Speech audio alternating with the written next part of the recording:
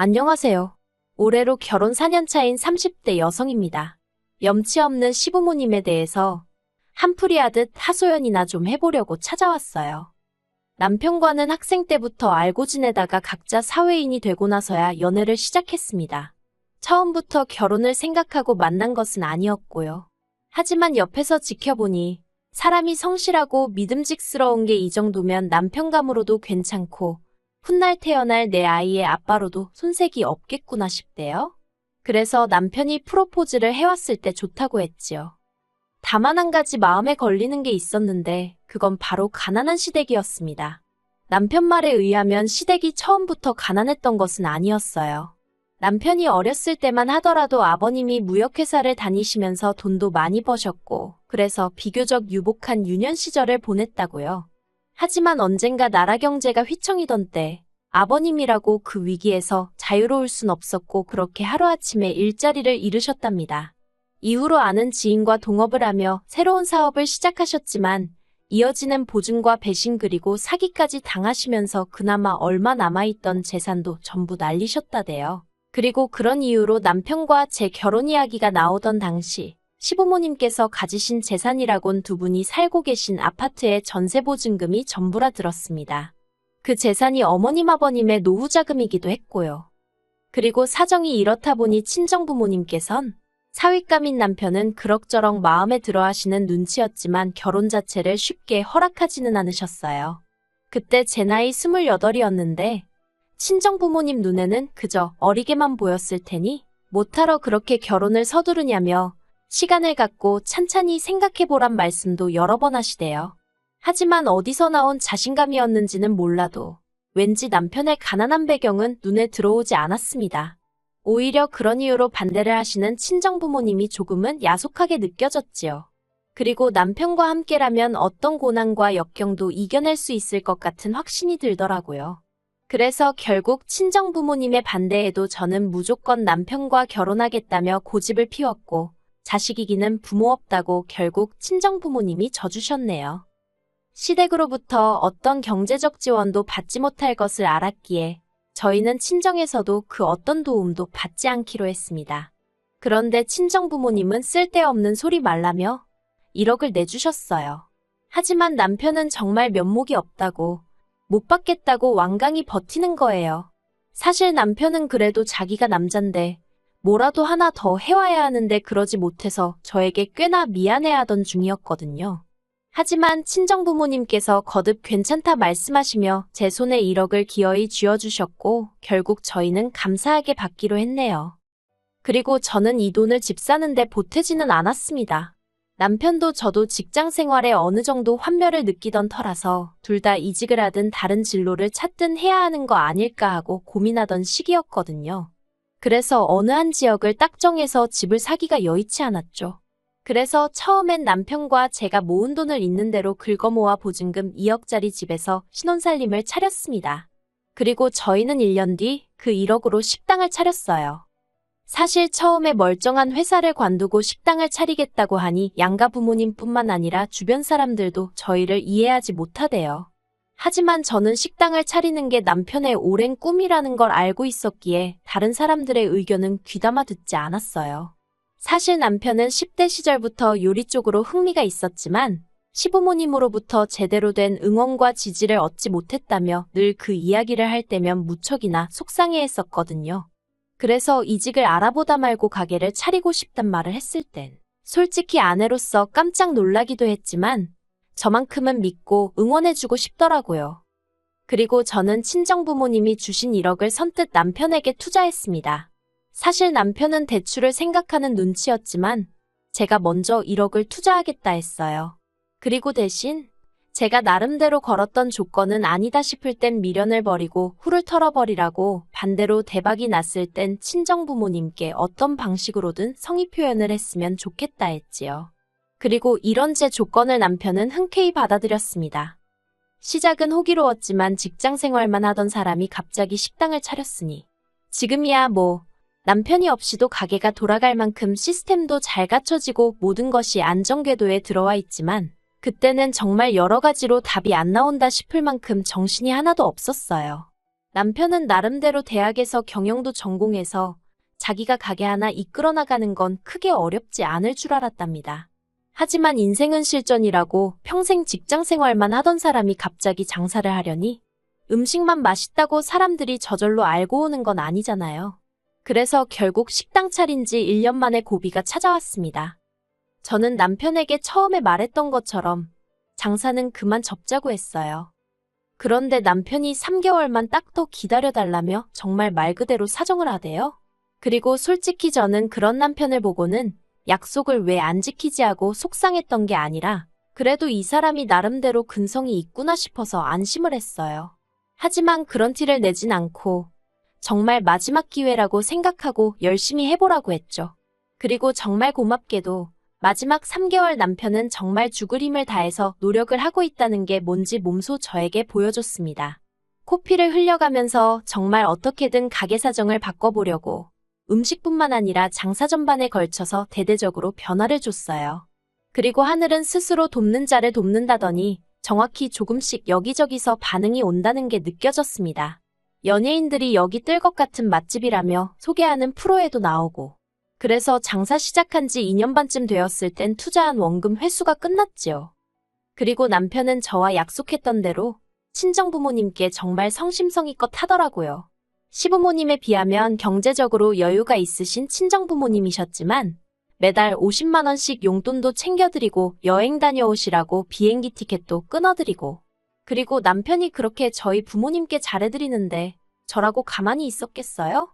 저 또한 시부모님께 물심양면으로 최선을 다했습니다. 솔직히 말하면 시부모님은 저희가 여기까지 오는데 정말 작은 도움조차 주신 적이 없었지만요. 오히려 저나 남편이 가게와 회사 일로 바쁜 걸 뻔히 하시면서도 걸핏하면 오라가라 불러대기 일쑤셨고 하다못해 20분 거리에 병원에 가실 때도 저희에게 차로 태우러 와라 가라. 그리고 저는 그런 시부모님께 가끔은 야속함을 느끼기도 했는데 그건 남편이 외동아들도 아니고 위로 아주버님이 있었거든요. 심지어 아주버님 내외는 어머님 아버님 댁에서 5분 거리에 살고 있었고요. 그런데 무슨 일이 있어도 그쪽에는 절대 아쉬운 소리를 안 하셨습니다. 그래도 저희가 아무 말 않고 어머님 아버님의 시중을 들었던 건 저희더러 듣기 좋으라고 하셨던 말씀인진 몰라도 너희가 믿음직스럽다 나는 너희가 더 편하다와 같은 말들을 덧붙이셨기 때문이에요. 뿐만 아니라 벌써 표정부터 미안한 기색이 가득이셨고요. 그래서 그냥 좋은 게 좋은 거라고 그 인사치레 같은 말들을 위안 삼아 자식돌이한다 생각하고 움직였던 거지요.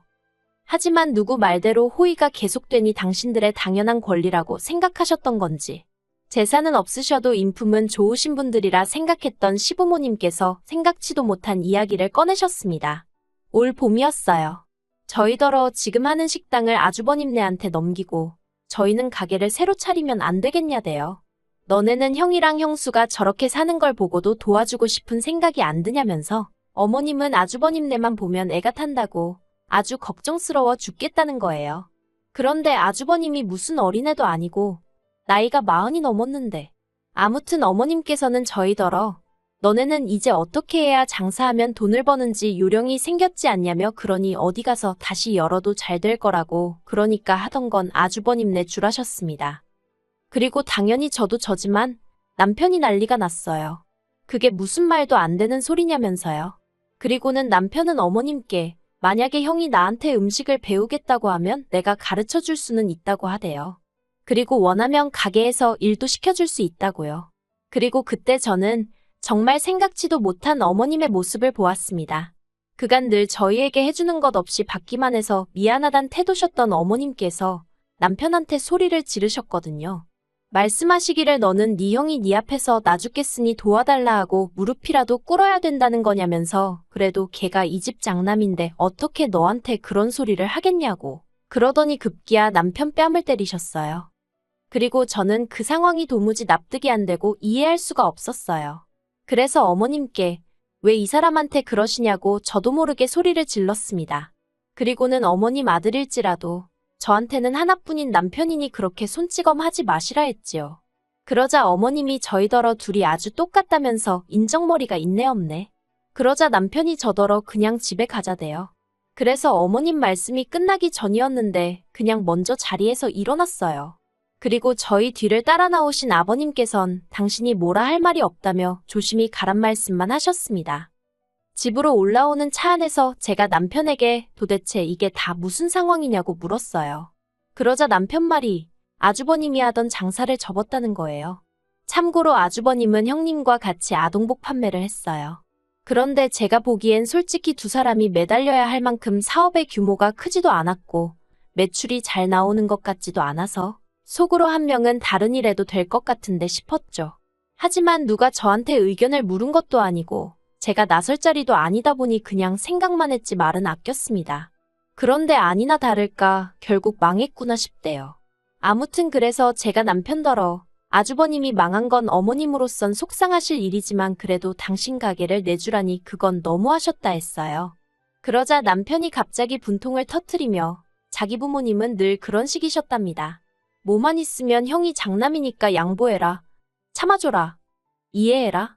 그리고 자기는 어려서부터 늘 어머님 아버님 말씀을 따라드렸었대요. 하지만 저에게 미안해서 말은 못했지만 작년에 아주버님은 결혼할 때 시부모님한테 1억이나 받았다는 걸 알게 되었답니다. 자기만 빼놓고 온 가족이 비밀로 하고 있었다요. 그리고 저희는 앞서 말씀드린 대로 정말 단돈 10,000원도 못 받았어요. 심지어 축의금도 어머님이 다 가져가셔서 식대도 저희가 계산했으니까요. 그러니 남편 입장에선 그것만으로도 속상할 일인데 3년 넘는 세월을 올인한 식당까지 양보해주라 하니 남편이 아니라 누구라도 눈이 뒤집힐 수밖에요. 그리고 그렇게 집으로 돌아온 후 얼마 전까지 시댁과는 그 어떤 연락도 주고받지 않았습니다. 다행히 명절이나 집안 행사 같은 게 없어서 연락하지 않고 지냈어도 크게 마음에 걸리는 일은 없었네요. 다만 남편이 절대 보내지 말라고 해서 원래 시댁에는 100만 원씩 돈을 보내드렸는데 그것도 끊었었거든요. 그리고 그 때문인지 어머님 아버님이 연락도 없이 저희 집에 찾아오셨습니다. 어머님은 저희 부부를 보시고는 다짜고짜 정말 이렇게밖에 못하냐며 눈물을 보이셨어요. 그리고는 저희 때문에 당신들도 힘들고 아주버님네도 힘들다며 저희만 잘 먹고 잘 살면 다른 건 아무래도 상관없는 거냐는 말도 안 되는 억지를 쓰시더라고요. 그러자 남편이 시부모님더러 그런 뜻은 아니었지만 그렇다고 내 걸 다 뺏기면서까지 어떻게 해줄 수는 없다고 딱 자르대요. 그리고는 이런 이야기 하실 거면 앞으로 연락하지 마시라고. 내가 챙겨야 할 가족이 부모님하고 형만 있는 게 아니라면서요. 그러자 어머님은 또 눈물을 보이시고 아버님은 먼 산만 보시고 그리고 저는 옆에서 그냥 죄 지은 것도 없는데 마음이 불편하고 이 상황이 난처해서 가만히 있었거든요. 근데 갑자기 주섬주섬 일어나시던 어머님께서 저를 보시더니 너는 뭐냐고 빽소리를 지르셨습니다. 그리고 저는 지금도 어머님 아버님이 도대체 어떻게 알게 되신 건지는 모르겠지만 네 부모는 골프 치고 여행 다니고 아주 살판났지 않냐며 너는 그런 네 부모 보면 우리 생각은 안 나더냐고 화를 내시는 거예요. 그러더니 급기야는 제가 제일 나쁘고 이렇게 된 것도 다 제 탓이래요. 당신 아들을 제가 마음대로 조종을 해서 부모고 형제고 몰라보게 만들었다나요?